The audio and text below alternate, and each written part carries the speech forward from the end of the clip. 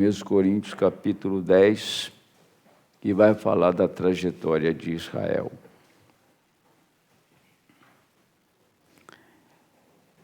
Ora, irmãos, não quero que ignoreis que nossos pais estiveram todos debaixo da nuvem e todos passaram pelo mar.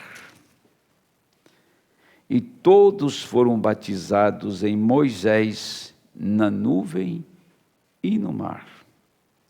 Todos comeram de um mesmo manjar espiritual. E beberam todos de uma mesma bebida espiritual, porque bebiam da pedra espiritual que o seguia, e a pedra era Cristo. Mas Deus não se agradou da maior parte deles, pelo que foram prostrados no deserto. E essas coisas foram-nos feitas em figura, para que não cobicemos as coisas más, como eles cobiçaram. Não vos façais, pois, idólatras, como alguns deles, conforme está escrito: o povo assentou-se a comer e a beber, e levantou-se para folgar. E não nos prostituamos, como alguns deles fizeram, e caíram num dia 23.000. E não tentemos a Cristo, como alguns deles também tentaram e pereceram pelas serpentes. E não murmureis, como também alguns deles murmuraram e pereceram pelo destruidor. Ora, tudo isso lhes sobreveio como figuras, e estão escritas para aviso nosso, para quem já são chegados os fins dos séculos. Aquele, pois, que cuida estar em pé, olhe, que não caia. Não veio sobre vós tentação senão humana, mas fiel é Deus, que vos não deixará tentar acima do que podeis. Antes, com a tentação, dará também o escape, para que a possais suportar. Nós oramos mais uma vez, Senhor, diante desse grandioso texto que nós acabamos de ler, certamente o Espírito do Senhor nos dará instrução e nos apontará, meu Deus, muitas pérolas, muitas pedras preciosas, muitas pepitas que estão aqui para nos ensinar, nos instruir, porque não queremos errar, Senhor. Queremos fazer aquilo que lhe agrada, fazer aquilo que é correto. No nome de Jesus Cristo nós oramos. Amém. Pode sentar. Gostaria que nós meditássemos nisto aqui, porque isto está presente em toda a história da igreja. Porque Paulo disse que eles tentaram a Cristo. Vocês leram aí? Eles tentaram a Cristo. Mas a pergunta que se faz: Cristo estava lá? Beberam todos de uma mesma bebida espiritual, porque bebiam da pedra espiritual que o seguia, e a pedra era Cristo. Mas Deus não se agradou da maior parte deles, pelo que foram prostrados no deserto. Essas coisas foram feitas em figura, para que não cobicemos as coisas más como eles cobiçaram. E eles fizeram idólatra, assim por diante. Aquilo era uma sombra do Calvário. Porque Moisés feriu a rocha 2 vezes e a ordem era para ferir uma vez. E quando Moisés feriu a rocha 2 vezes, estava em sombra que Jesus seria ferido, Jesus seria crucificado naquele corpo, Emanuel, que ele veio, e nesse tempo nosso ele seria mais uma vez crucificado pela rejeição da palavra. Então o corpo de Cristo não é um homem hoje, hoje é uma igreja. E a igreja que é portadora da palavra, como Cristo foi, então ela é rejeitada tanto quanto ele foi. E aí nós vemos que Jesus estava no deserto com eles e deu água para eles. Então eles tiveram 2 coisas ali realmente muito sérias. Primeiro, eles viram a rocha. Dá um grande filete de água, mas era muita água para 2 milhões de pessoas. Não era pouca coisa. E outra coisa, que a rocha, durante o tempo que eles peregrinaram, os seguia. Nunca mais faltou água para eles. E eles não perceberam. Eles passaram por cima disso e não perceberam que eles seguiram viagem, mas nunca mais faltou água, porque a rocha estava ferida. Nunca mais faltou a palavra em lugar nenhum, desde o Calvário. Jesus segue durante as 7 eras da igreja. Eis que estarei convosco até o fim do mundo, disse o Senhor. Então, ele não deixou a sua igreja durante as 7 eras. A igreja que quando chega no final, cada era que chegou no final, ela abandonou a Cristo e saiu fazendo organizações. Mas Cristo nunca deixou a igreja. Eles nunca perceberam isto. Mas esta mensagem nos traz essa advertência que ele nunca nos deixou, nunca deixou a igreja que o tem deixado. E lá no deserto, a rocha o seguia e dava água para eles.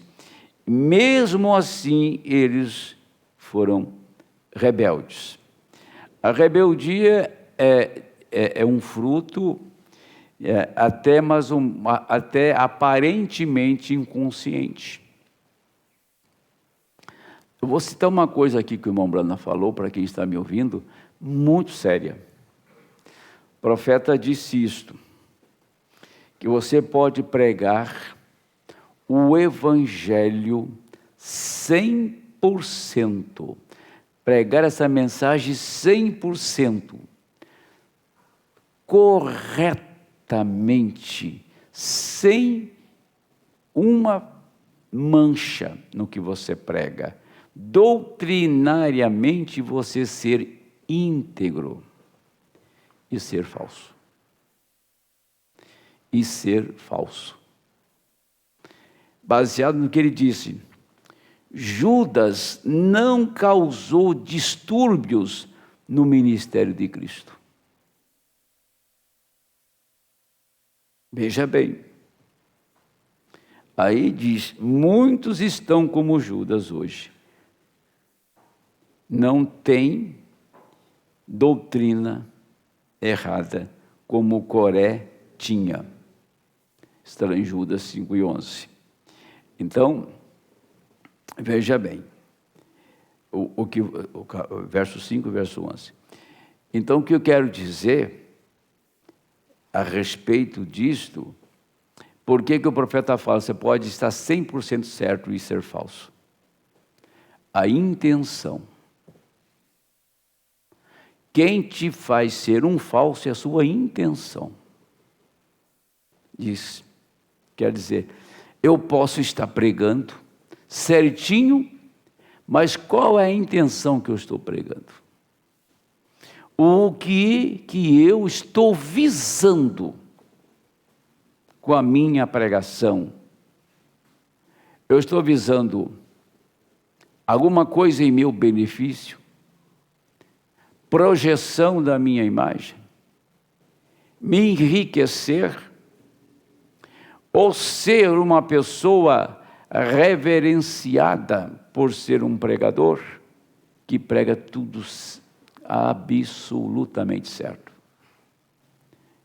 Quer dizer, além de você ter a graça de Deus de pregar exatamente a verdade, a intenção que você está pregando é uma só. É para alimentar o povo e divulgar a verdade para o povo e trazer o povo numa fé sadia, na sã doutrina, sem visar absolutamente nada. Porque quando nós visamos alguma coisa material, natural, além daquilo, então você pode ser um verdadeiro pregador e ser uma pessoa falsa. É isso que disse o Mombrana. Isso é muito sério, mas às vezes as pessoas são muito estimuladas. Estimulada porque ela tem um horizonte. Ela visa alguma coisa, certo? Quando ela não tem estímulo e não tem um horizonte, ela se reclui e diz, não estou ganhando nada com isso. O que o irmão André está ganhando para ser diácono lá? O irmão João para ser nosso câmera ali. O que nós estamos visando? O grande problema, o grande drama é que as pessoas, quando fazem alguma coisa, elas visam algo além daquilo. E quando ela não vislumbra um horizonte, ela vira um molusco. Sabe o que é molusco, né? Que fica escondido dentro do caramujo.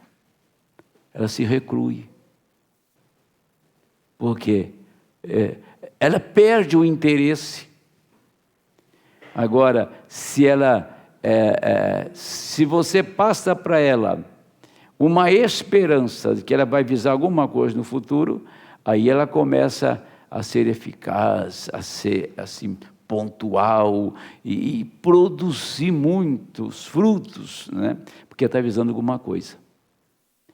Esse tipo de gente tem o mesmo espírito que tinha Judas. Só faz visando. Judas ficou preocupado com o perfume que aquela mulher, na visão dele, desperdiçou. Que ela ungiu os pés do Senhor com unguento. Ele fala, por que esse desperdício? Que perfume tão caro, podia vender isso aí e dar o dinheiro aos pobres. Ele queria aquele dinheiro. Tá? Então, aí nós percebemos então que ele visava até que no final ele se vendeu por dinheiro. Então ele visava alguma coisa a mais, além de ser discípulo do Senhor. Agora, a verdade é que nós somos cristãos. E por nós levar o nome de cristão, nós temos um compromisso, uma responsabilidade com a nossa imagem. Percebe? Nós temos um compromisso, uma responsabilidade com a nossa imagem, porque eu posso ser um escândalo para esta mensagem. Ou eu posso ser uma pedra de tropeço para muitos. A minha imagem reflete aquilo que está em mim. Eu não posso refletir outra coisa a não ser aquilo que está em mim. Isso traz um peso de responsabilidade para um cristão. Um cristão, ele faz, ele produz, e ele sempre está produzindo mais, porque ele é um cristão. O sentido cristão é produzir a vida cristã cada dia mais. porque ele é um cristão, leva o nome de cristão, carrega o testemunho do Senhor Jesus Cristo.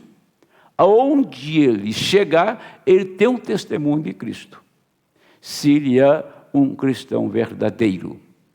E por esta causa, então, que ele tem que vigiar o que ele fala, como ele se veste, entendeu? A quem ele se associa, porque a condenação de uma pessoa pode ser muito maior do que a do ímpio, crendo na mensagem, crendo na palavra, e ser mais condenado do que um ímpio. Por quê? Porque ele foi um escândalo, a sua maneira de ser, o seu procedimento, o seu comportamento foi uma reprovação para a palavra. É isto que nós temos que tomar muito cuidado. O irmão Branham, ele falou, vou tomar uns 2 parágrafos aqui desta mensagem, já sempre presente Água da Rocha. Isso aqui me chamou bastante atenção e quero, antes da oração, passar isso para a igreja. Jesus, quando ele esteve aqui na terra, quando ele morreu, sua alma desceu ao inferno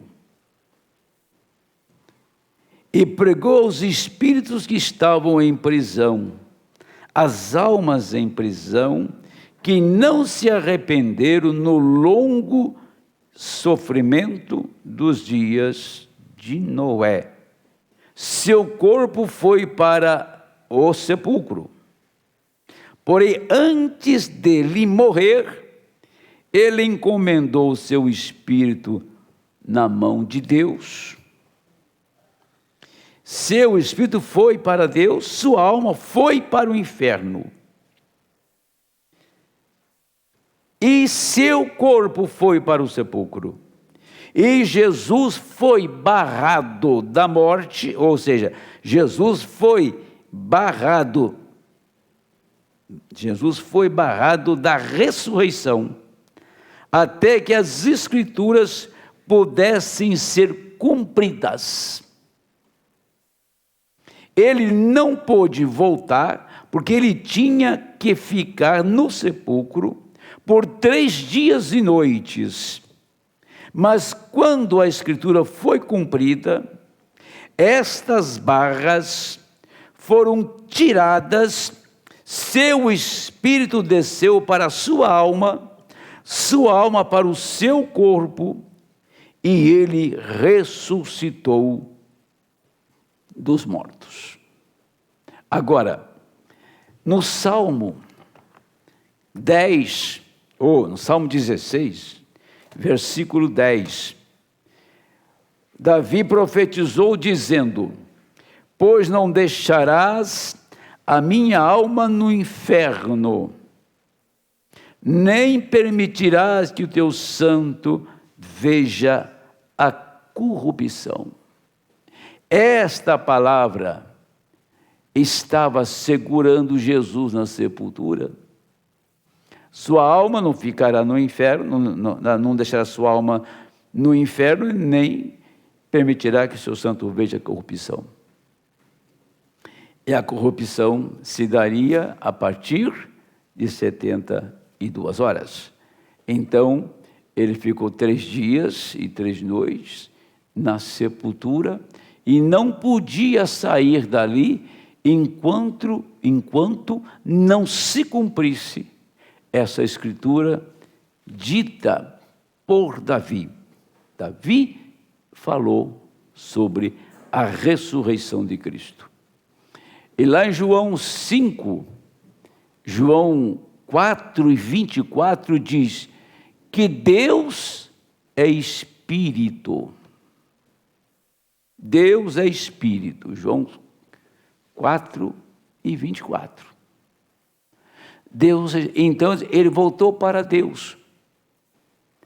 Ele voltou para Deus, mas como homem, aqui na terra, ele tinha uma alma. Como homem, ele tinha um espírito. Como o homem, ele tinha um corpo. Nós temos corpo, espírito e alma. E ao desprender desta dimensão, o nosso corpo vai para a sepultura. Sem sombra de dúvida. O nosso espírito torna a Deus, que o deu, como está escrito lá em Gênesis. E a nossa alma, ela não pode ficar mais aqui, porque o seu invólucro não existe mais. E entenderam? Então, o espírito vai para Deus, o corpo para a sepultura, a alma daquele crente volta exatamente àquele corpo chamado corpo-palavra. Por isso que tem um corpo-palavra que a teologia chama de teofania. A palavra teofania vem de tel. Tel quer dizer Deus. Fania quer dizer aparição. Teofania, aparição de Deus. E por isto, o profeta prega a mensagem: quem é este Melquisedeque? A última que ele pregou em 65, chama Jesus é o Rei dos Reis, ele é o Rei de paz, ele é o Rei de Jerusalém, ele é o Rei de teofania, porque todas as teofanias do corpo do eleito saiu dele. A sua teofania não foi um sopro e ela apareceu. A teofania do eleito saiu do Senhor Jesus. Quando ele veio no Pentecostes, desceu um pilar de fogo e se repartiu entre eles. Era Deus se repartindo entre 120. Certo? Era Deus se repartindo entre 120.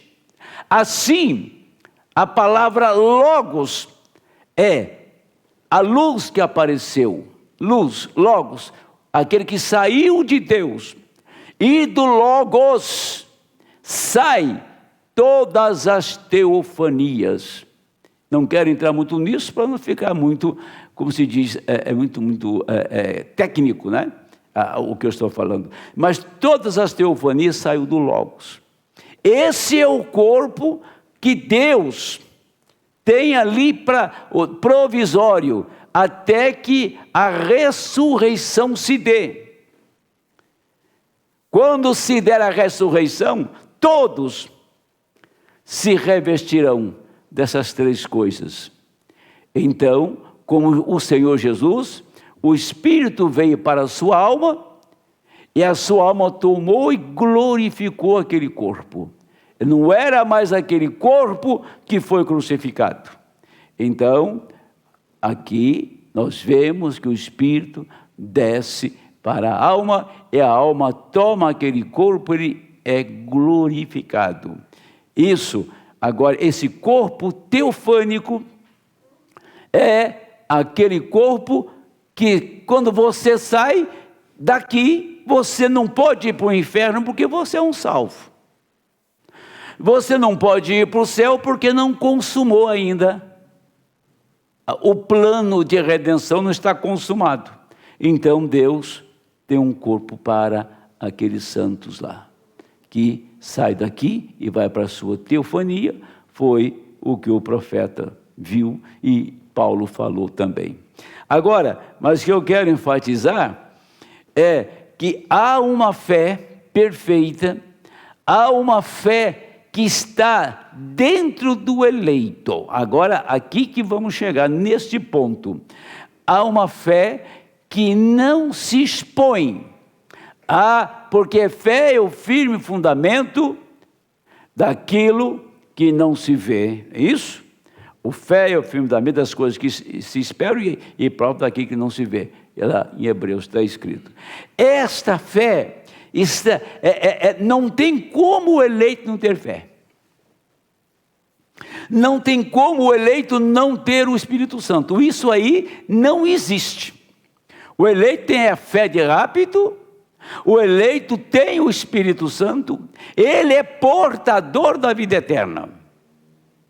Não existe um eleito que está desprovido disto, porque saiu de Deus para viver nesse corpo de carne, para viver aqui nesta dimensão, e sendo assim, esta dimensão dos mortais, quando nós lemos que Deus em carne, Deus em Cristo,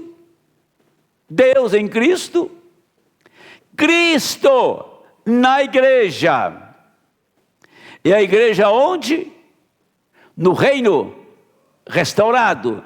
Então, se Cristo está na igreja, então ele é Deus em carne, porque é Deus em Cristo. Agora Cristo consumou a obra da redenção, tá? Está no trono dele. Agora aqui está Cristo na igreja, pelo seu Espírito. O Espírito de Cristo em você faz você então ser portador do próprio Deus. Isso é Deus em carne. Por isso que o profeta fala, é ele, ela é ele, é a carne dele, é os ossos dele e o espírito dele. Adão foi feito um homem. Primeiro lá em Gênesis 1:27, Adão estava no espírito. Gênesis 2:7, Adão foi criado do pó. Significa então que tem um Adão que era espírito e o Adão que se materializou. Significa que eu estou aqui materializado, como Adão esteve materializado, mas aquele espírito que está em Adão veio de Deus. Você está aqui em carne e osso, mas o espírito que está em você veio de Deus.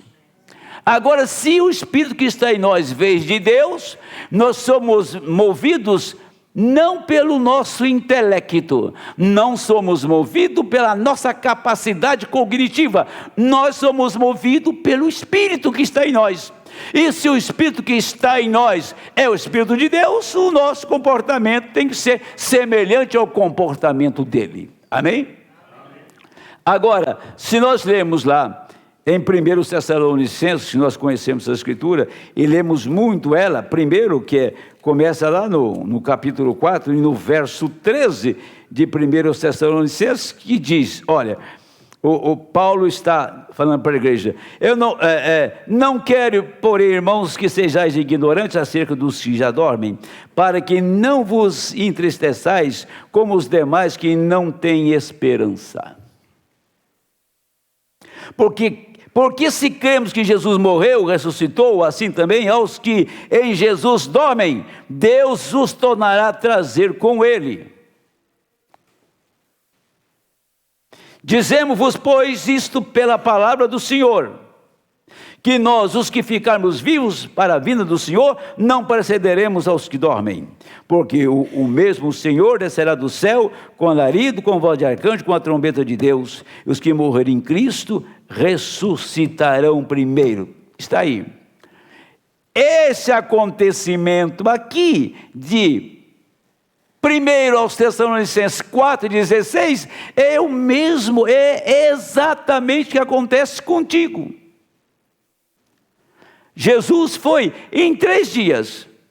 O espírito foi para Deus, a alma foi para o inferno, pregou o espírito em prisão.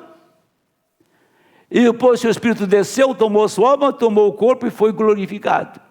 Agora, esse espírito que habita em nós, você tem uma alma redimida, tá? Você tem uma alma redimida. Primeiro plano, está escrito, e é claro, que essas escrituras não se cumpriram. Quando essas escrituras se cumprirem, ninguém vai segurar um eleito aqui. Porque essa fé vai despertar. É isso que eu quero mostrar para você. Essa fé está agora mesmo aqui. E as pessoas ficam perguntando: pastor, será que eu tenho o Espírito Santo? Você tem que responder para você mesmo. Eu sei que tem. Pastor, será que eu nasci de novo? A sua vida diz. A sua atuação como cristão diz que espírito você tem. Correto? Então, aí você está vendo então que ele foi barrado da ressurreição enquanto não se cumprisse o que Davi falou dele no Salmo 16, verso 10. Se ele passasse, ele entraria no estado de decomposição. E aquele corpo não podia se decompor, porque não era um corpo que foi produzido como diz, pelo o prazer, pelo sexo. Foi um corpo palavra que estava ali. Agora esse corpo aqui não é um corpo palavra, é um corpo que veio pelo sexo, pelo desejo, tá? Mas aquele corpo que está ali me aguardando não veio pelo sexo. Aquele é o corpo palavra. Eu não tenho um corpo aqui como o Senhor tinha de carne, gerado pela palavra. Mas você tem um corpo teofânico do outro lado, que é o corpo palavra que te espera ali. Toda alma redimida tem um corpo lá. Portanto, aqui você está vendo então que esta fé está presente. Agora, veja, o que eu quero dizer, eu tenho um assunto para falar aqui no dia 12, que vai ser bastante, vai mexer muito. Vai mexer muito, porque eu estou fazendo, acho que eu não sei quantas vezes já estudei casamento e divórcio, mas eu nunca vi da maneira que eu estou vendo. Casamento e divórcio. Se você não entender casamento e divórcio, você se escandaliza. Ou pegar uns 3 pontos lá, para a igreja entender o que é isso. Quem caiu no jardim do Éden? Está aí a coisa. Eva caiu sim. A Eva caiu pela tentação do diabo, o diabo a enganou. Quer dizer, agora, Eva foi tirada de quem? De Adão. O espírito de Eva de quem que era? De Adão. Agora, o espírito de Adão não é o espírito de Deus? Sim ou não? Claro que era, gente. Mas agora, então Satanás podia enganar a Deus através de Eva? Pense nisso. O pastor não começa por aí.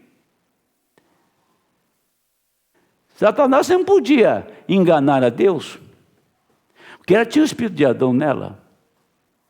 Por isso que as pessoas não entendem a palavra subproduto. Ela não foi feita diretamente do pó da terra. Ela veio de Adão depois de Adão pronto. Tá? E é por isso que é chamado de subproduto, porque quem foi enganado não foi a Eva espírito, mas a Eva carne. A Eva pó da terra, tá? E aquilo foi apenas uma armadilha que Deus armou para o diabo pôr a mão naquilo e ficar preso. O profeta deixou isso bem claro, mas eu quero ler detalhadamente aqui e mostrar o que é. Por isto que não há 2 casamentos. Jesus nunca irá casar 2 vezes. Não há 2 casamentos, nem para o homem nem para a mulher. Para o homem há 2 casamentos se ele, na noite de núpcia, aquela moça o enganou e prostituiu antes, ele pode deixar e casar com outra. É a única parte da Bíblia em Deuteronômio que fala disso. Em lugar nenhum mais. Não por adultério. Adultério não dá direito para ninguém casar. Mulher não tem direito de casar 2 vezes e o homem também não tem.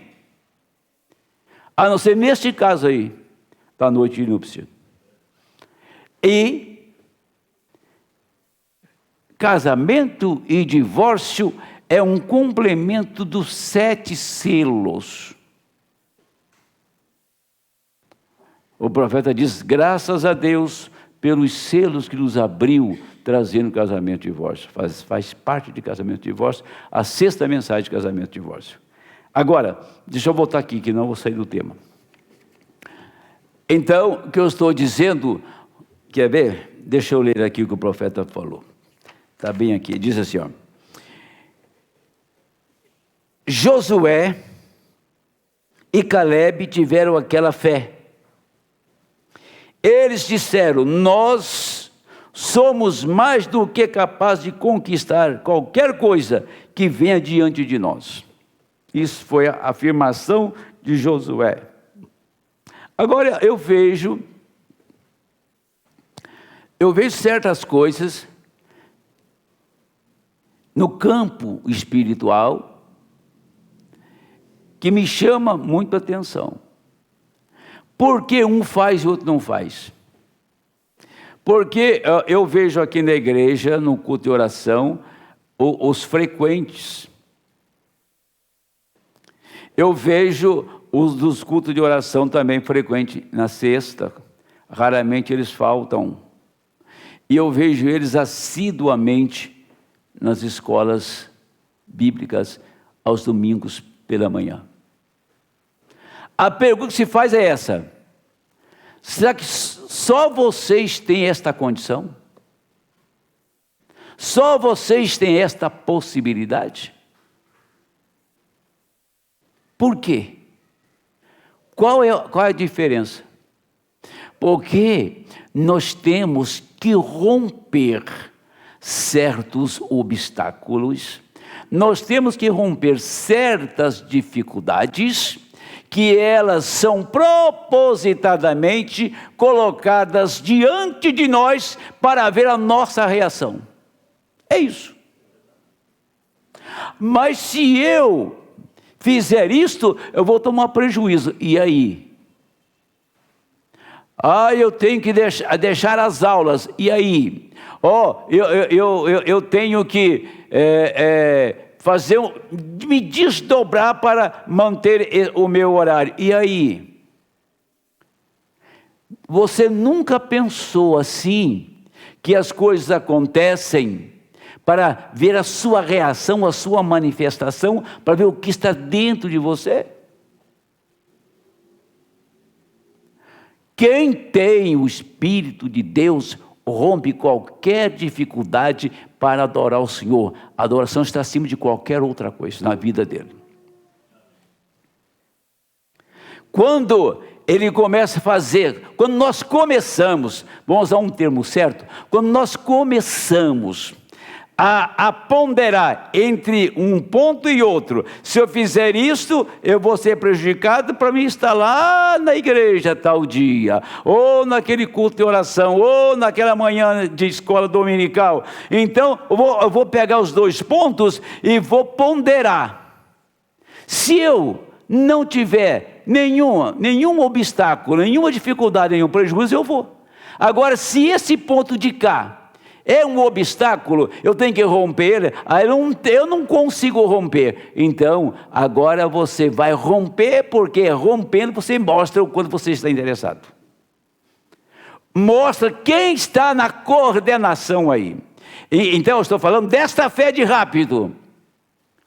Esta fé de rápido está dentro do eleito. E nós manifestamos pela nossa atuação no presente momento. No presente momento, na presente hora.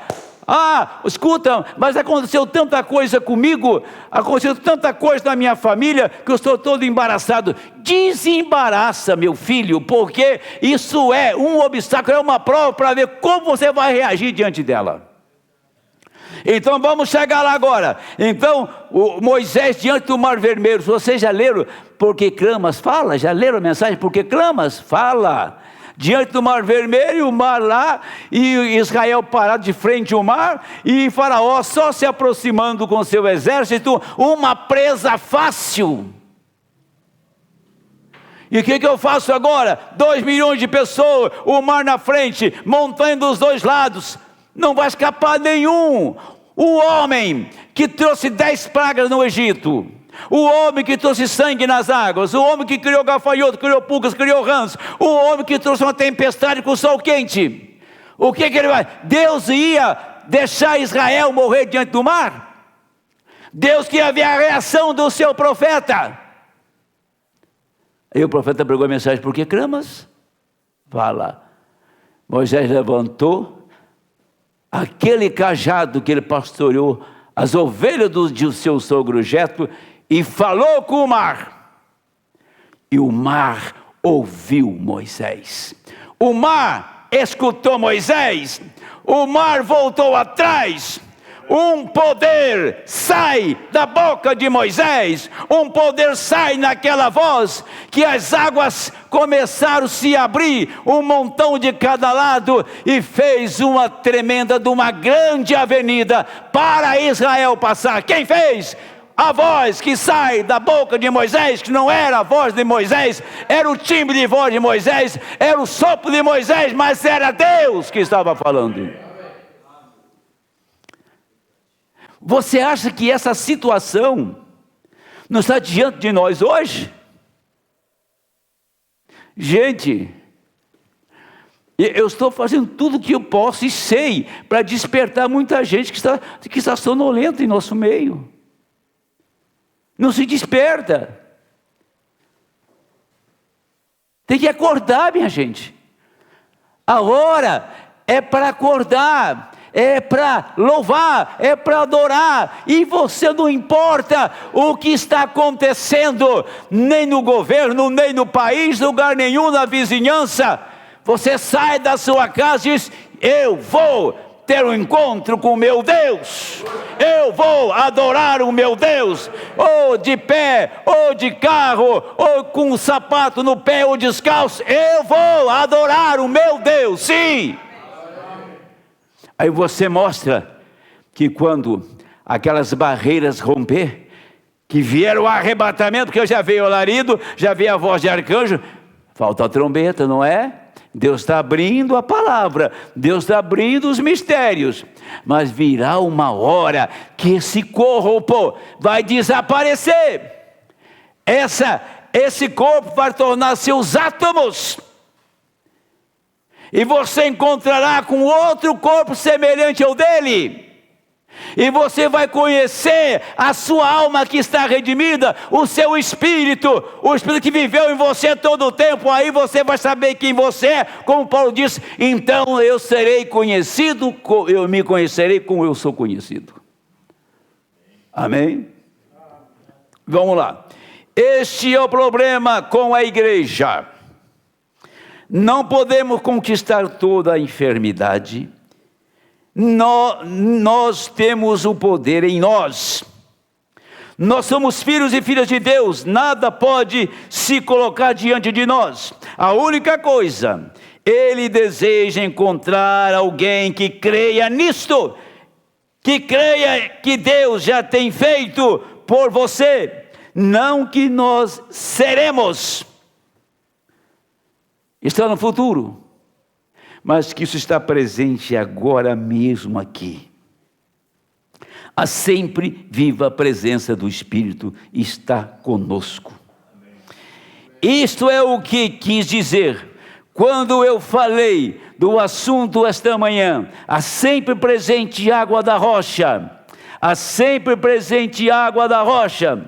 Está exatamente aqui e agora, aquela sempre presente água da rocha, a rocha ferida no Calvário. Quando aquele Espírito Santo saiu dele no Calvário, aquilo voltou sobre a igreja no dia de Pentecostes. Aquele mesmo Espírito Santo está presente nesta hora aqui. Ele nos dá uma promessa. Esta é a razão. Andando diante de pessoas enfermas, quando Ele me comissionou mais adiante, eu creio nisto. Deus disse que sim. Isto é como as visões acontecem. Deus prometeu isto. Deus pode cumprir, porque Deus não pode mentir. Ele prometeu e Ele irá cumprir exatamente isto que Ele disse. Se Ele disse que haverá uma ressurreição, aguarde que ela virá. Se Ele disse que seremos transformados no abrir e fechar de olhos, porque seremos. Eu creio nisto. Se Ele diz que enviaria o profeta para restaurar a fé dos pais aos filhos, ela está agora mesmo aqui. Se Ele disse que o Filho do Homem se manifestaria nesse tempo novamente, eu creio nisto. Ele está presente. Outra coisa, o profeta fala algo aqui, diz assim, olha, tem uma lei que rege todas as coisas. Ele diz, se não tivesse esta lei no universo, um filho de Deus, ele construiria, ele faria um novo mundo, ele faria um mundo só para ele e viveria nele particular. Se não tivesse uma lei para barrar, porque o mesmo poder que criou o céu e a terra e colocou os planetas em órbita, tudo que está feito, este poder estava na pessoa de Jesus Cristo. Ele foi um homem de carne e osso. Esse mesmo poder está dentro dos filhos de Deus, mas há uma lei que você não pode fazer o mundo separado e viver nele. Se não tivesse uma lei, você faria isso, e tem poder para isso. É isso que o profeta está dizendo aqui. Isso está em nós. Então há um poder de ressurreição, há um poder de transformação. Sim, há um poder de trasladação. Está na igreja. Oh, eu não estou vendo. Você nunca vai ver. A hora que Deus liberar esse arrebatamento, então veremos só pessoas desaparecendo e nada mais, para encontrar transformado com Ele lá nos ares. Essa é a verdade. E Ele disse, deixa eu terminar esse texto aqui. Creia nisto. Você deve crer. Tem que haver algo lá que abra aquele registro, abra aquela coisa que te permita entrar nisto. O que necessitamos hoje não é orar por mais poder. Você tem poder suficiente para fazer uma nova terra. O que você precisa é fé para usar aquele poder. O que você precisa é controlar aquela vida e viver uma vida santa, de modo que quando você pedir a Deus qualquer coisa, você sabe, nós temos confiança em Deus. Temos confiança em Deus nisto. Nós sabemos, se guardamos seus mandamentos, Ele impedirá coisas ruins que vêm sobre nós se andarmos na presença dEle. Eles não tinham senão uma coisa a fazer. Eles não tinham senão uma coisa a fazer, que é permanecer reto no curso. Não se desviar aqui e desviar ali, mas permanecer no curso. A igreja não tem senão uma coisa a fazer: permanecer no curso. Eles tiveram uma coluna de fogo, eles tiveram que mantê-los num curso, e assim seguir a coluna de fogo. Aquilo era o que conduzia seu objetivo, que eles podiam ver, era aquela coluna de fogo. Eles viram operando através de Moisés, eles sabiam que ele era o líder. Hoje nós temos a palavra, nós seguimos a palavra, nós vemos a palavra operando nos crentes, e nós sabemos que isto é assim. Então, Deus operando conosco, confirmando a palavra, com sinais seguindo, nós ficamos com a palavra produz os resultados. Eles ficaram com Moisés, porque a coluna de fogo, Moisés seguia aquilo. Eles agitaram contra Deus e contra Moisés, eles começaram a se desviar para um lado e para o outro. Problemas entraram, claro que entraram. Olha, o resultado disso. Deus disse: vou mostrar tudo para eles. Vou mostrar o que o profeta Moisés é capaz.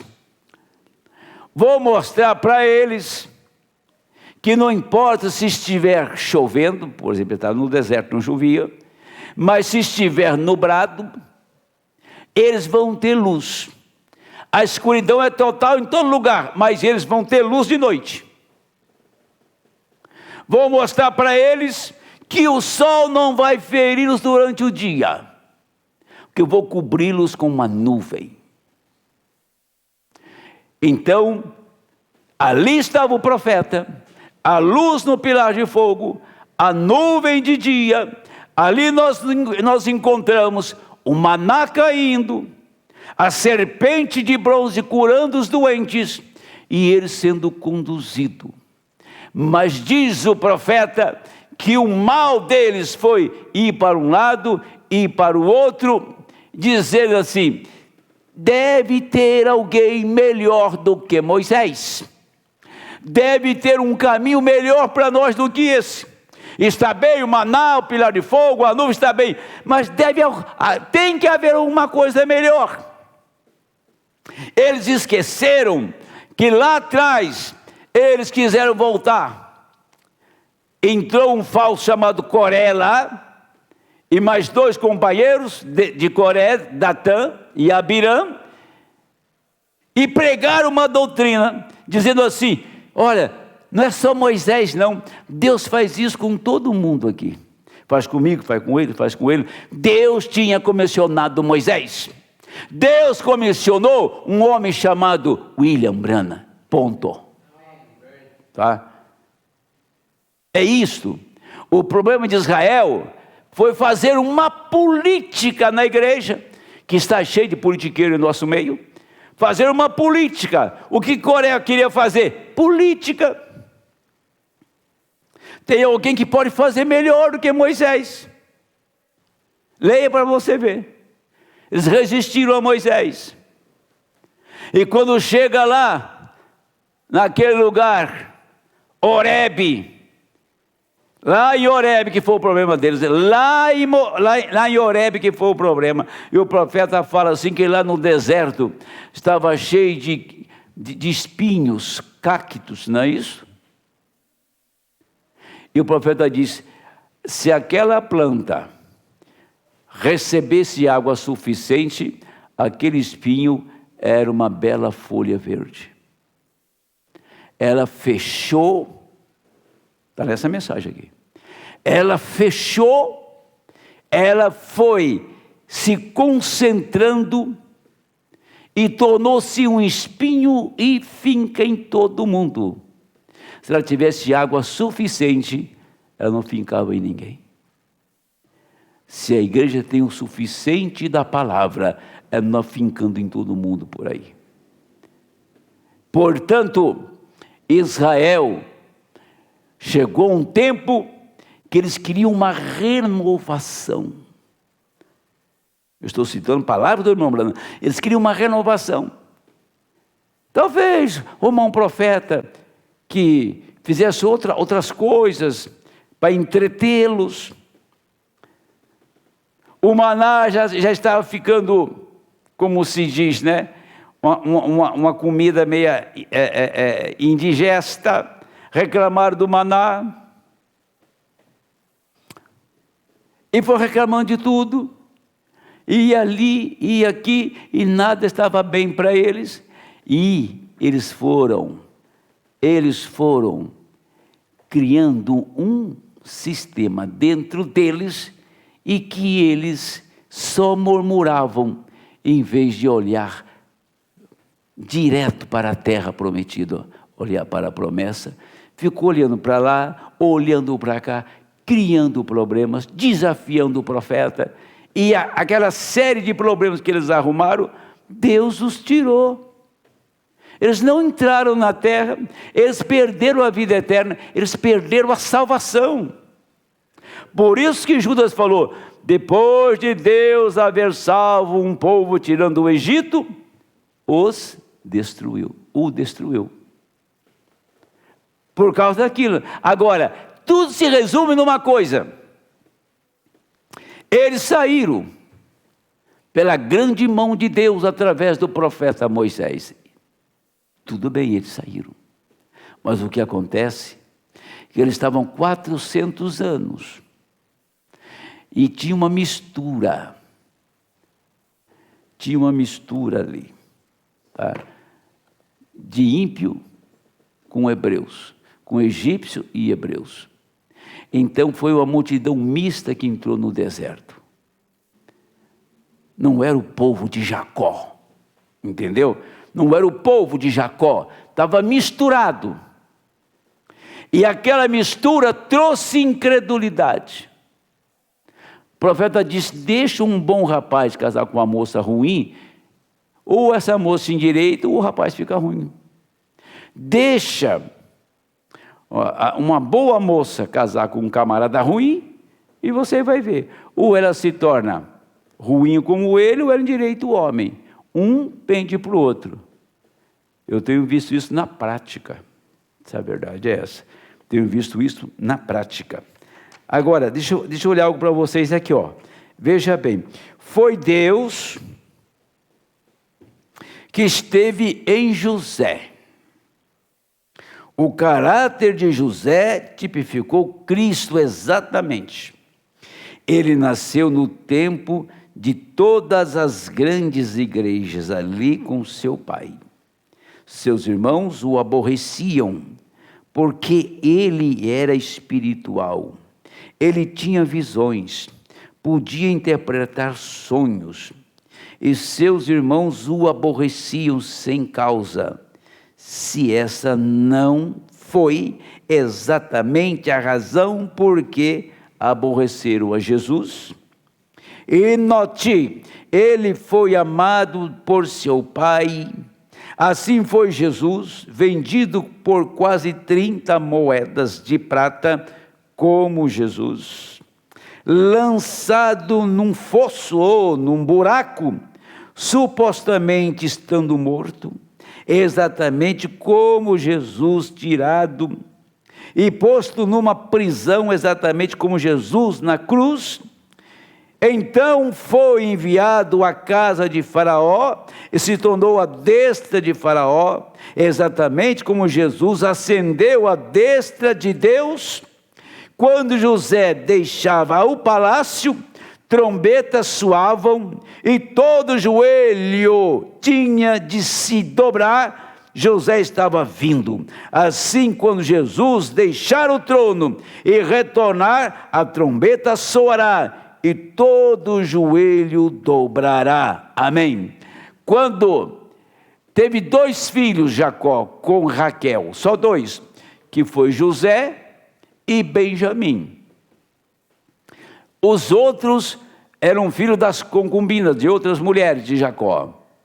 E quando José nasceu, ele nasceu entre as grandes igrejas, o profeta fala, entre seus irmãos, suas tribos que eram grandes.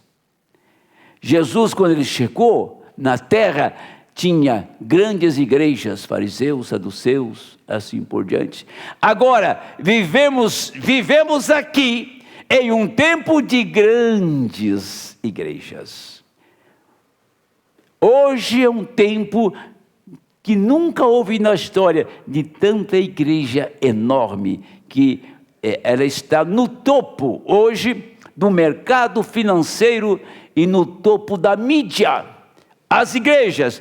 E nesse tempo, então, nasce um José. Nesse tempo, nasce o Cristo entre as grandes torres babilônicas. Nesse tempo, nasce um povo gerado pela palavra, com fé, para parar o mundo, com fé para abrir o céu, com fé para fechar o céu, fé para fazer chover, fé para parar o céu não chover mais, fé para apagar a fornalha, sim, fé para desafiar Baal. Tem uma igreja que pode parar. Gente, nós não estamos brincando de crente, temos uma fé inabalável que pode parar Satanás no seu terreno.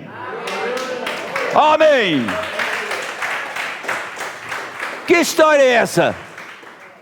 Que história? Que história é essa? Que eu não posso, que eu não sou. Não sei se eu sou, se eu devo ser, de onde estou vindo. Que história é essa que está com a linha toda emaranhada? Essa igreja tem que saber que ela foi gerada no ventre da palavra, e que ela é a palavra, e que ela nasceu nesse tempo para ser desafiada. Eu nasci nesse tempo para ser desafiado. Você veio nesse tempo para ser desafiado. Tem um diabo aí fora, tem um mundo tirano aí fora, mas tem uma igreja aqui intocável. Por quê? Porque você nasceu no tempo de provas. Que maravilha! Me diz qual o mensageiro que veio com o seu povo que não foi um tempo de prova? O Paulo, Irineu, Martim, Columba, Lutero, Wesley. Quem não nasceu num tempo de prova? Qual a igreja que não foi provada? Olha, se Deus se tirasse os direitos humanos do mundo e voltasse às fogueiras, que coisa boa. Se voltasse às guilhotinas, você ia ver só quanta gente ia negar. Quanta gente ia pular para trás. Essa é a prova final. Naquele tempo, era uma fila de crente. Entrava na arena com as mãos levantadas, cantando, louvando a Deus. Cantando como cantou Martim Lutero: Castelo forte é o nosso Deus, espada e bom escudo, com seu poder defende os seus, em todo transe agudo. Entrava cantando e a fogueira estava lá. Entrava cantando e as feras estavam sendo soltas, famintas para devorá-los. Ninguém voltava atrás. Eles nos esperam do outro lado. E nós estamos vencendo hoje o maior desafio, o tempo de Sodoma, o tempo de Gomorra, o tempo dos dias de Noé, o tempo do pecado, o tempo do incesto, o tempo da mentira, o tempo dos falsos. Nós estamos num tempo de guerra. Deus me colocou aqui, porque Ele acreditou, Ele creu em mim. Diz: veja lá o meu servo Jó. Vai lá, desafia ele. Eu dou testemunho que eu tenho um crente na terra, chama Jó. E Deus diz assim: eu dou testemunho aqui no céu que eu tenho uma igreja na terra. Veja ela lá, ela está lá. Vai lá, desafia ela. Vá lá e lute com ela. Você vai ver que qualidade de gente eu tenho lá, tá? Por isso Deus te levantou, meu amigo, meu irmão, minha irmã. Por isso que Deus te levantou, sabendo que você é capaz de vencer esta era maligna. Que você é capaz de enfrentar todos os espíritos desta hora e vencer cada um deles. Não retroceder, não voltar atrás, mas permanecer com a palavra. Deixa vir os desafios do diabo. Deixa acender fogueira. Deixa soltar feras. Hoje tem fera solta por todo lado. A fera chamada internet, a fera chamada nudismo na rua, a fera do lesbianismo, do homossexualismo, a fera que está solta aí do feminismo, da política. Está cheio de fera por aí, está cheio de fogueira acesa aí. E nós estamos nesta noite pregando que Jesus Cristo está vivo, ressurreto em nosso meio. E prontinho estamos para irmos para casa. Amém.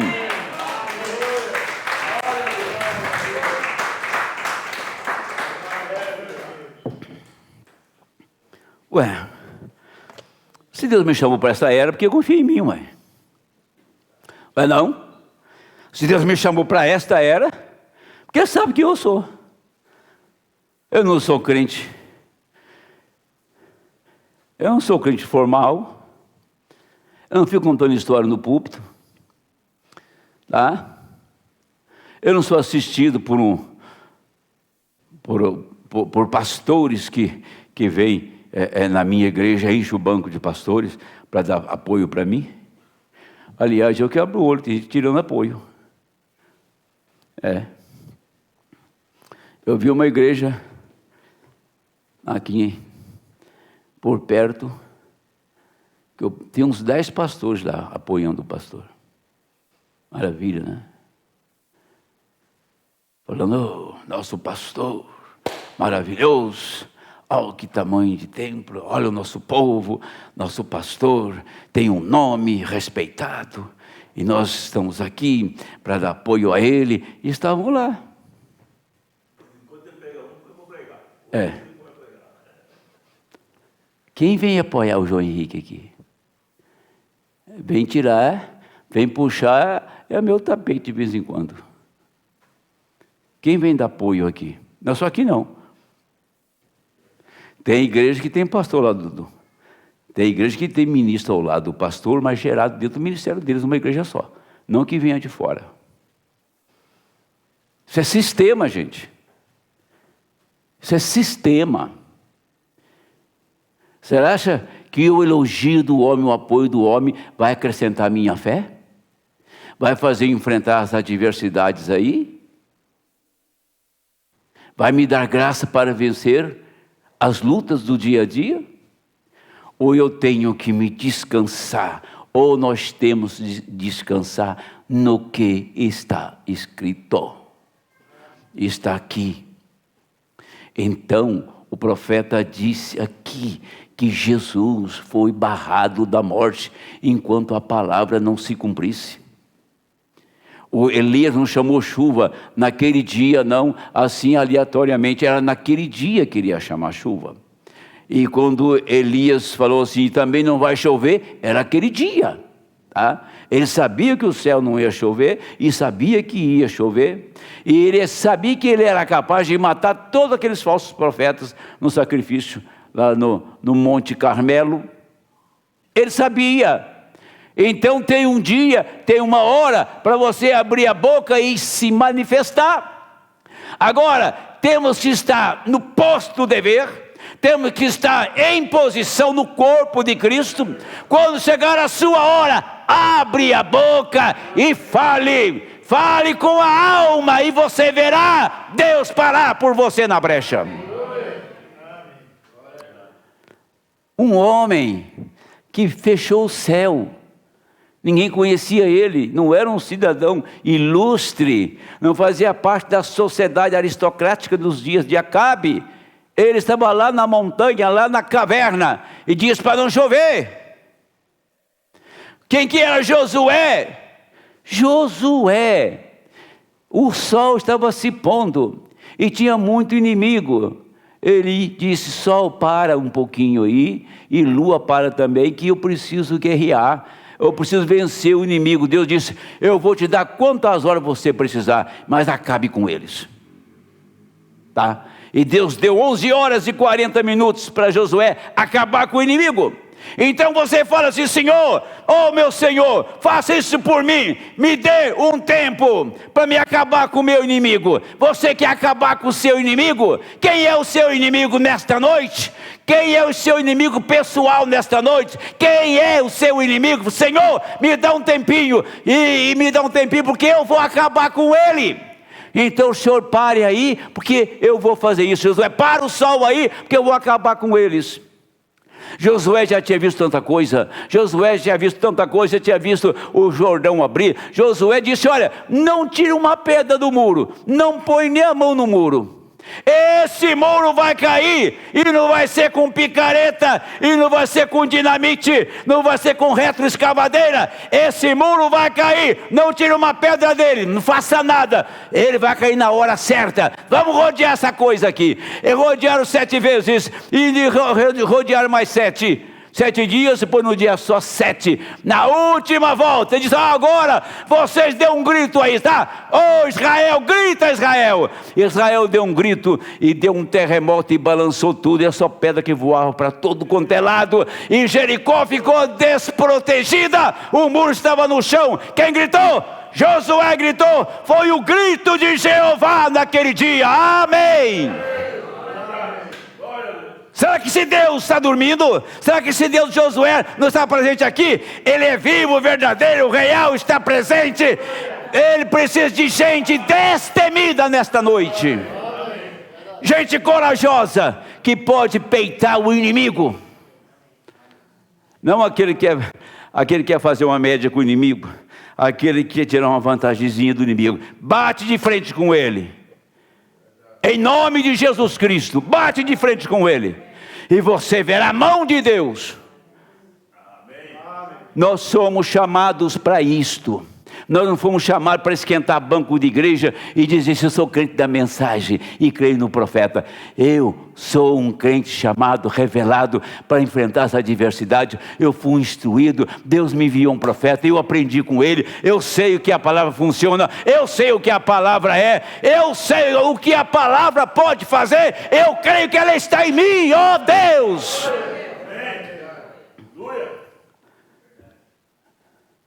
Não é dormindo, é com a espada na mão, meu amigo, e no campo de batalha. Deus abençoe. Vamos orar. Aleluia. Você deseja orar baseado no que eu terminei de pregar? Então ore assim. Qual é o seu inimigo nesta noite? O que é que você está enfrentando? Desafie? Talvez seja você mesmo seu inimigo. Acabe com isso logo. Acabe com ele nessa noite. Deus para o sol, para a lua, abre o mar, abre o Jordão. Deus para o céu, não chove. Deus abre os céus e chove. Deus apaga a fornalha na Babilônia. Ele faz qualquer coisa para te guardar e para você sustentar o seu testemunho. Amém. Aleluia! Amém! Nosso Deus